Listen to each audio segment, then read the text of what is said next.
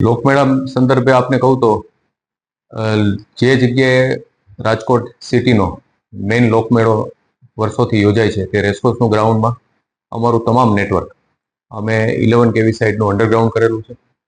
દરેક ટ્રાન્સફોર્મર ઉપર જ અમારા કેબલ ટર્મિનેટ થાય છે, એટલે ઓવરહેડ નેટવર્ક ક્યાંય અમે રાખવામાં આવેલું નથી.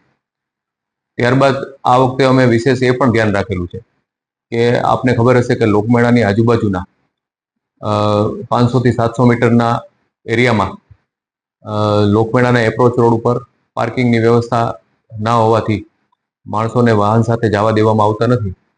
તો જનતાને આ રોડ ઉપરથી લોકમેળાના એપ્રોચ રોડ ઉપરથી જવા માટે થઈ અને ચાલીને જવું પડતું હોય છે.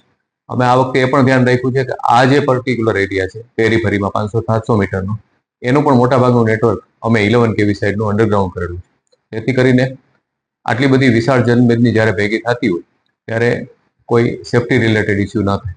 એટલે આ વખતે અમે બધા પ્રિકોશન રાખ્યા છે, જેથી કરીને આપણે રાજકોટની જનતા લોકમેળાનો ખૂબ આનંદ માણી શકે અને સલામતીપૂર્વક આનંદ માણી શકે.